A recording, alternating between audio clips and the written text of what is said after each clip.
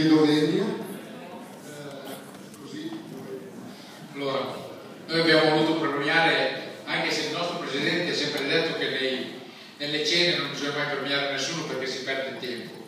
Invece stavolta ha proprio voluto lui premiare questi ragazzi, perché ha detto che hanno fatto dei risultati bellissimi e noi dobbiamo premiarli. Allora, chiamerei qui Riccardo, per me Ricky, e Nicole, che per me è sempre Nico.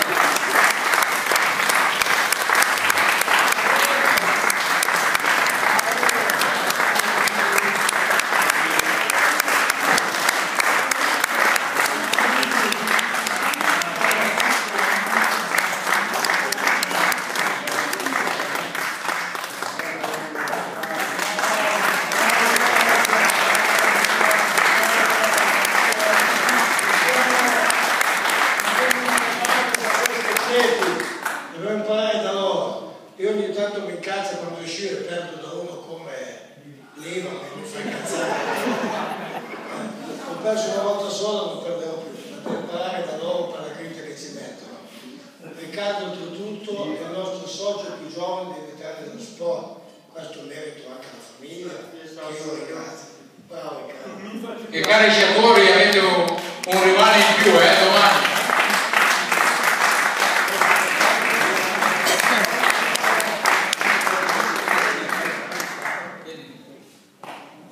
Dov'è il tagliardino? Prendiamo la Nicole, che niente meno che...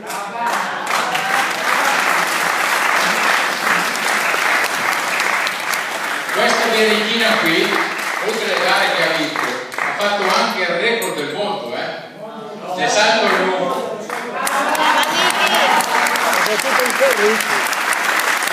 È tutto un ferrito. Aspettiamo Presidente che arrivi in 30 anni per annoverarlo fra i nostri soci, noi vogliamo bene per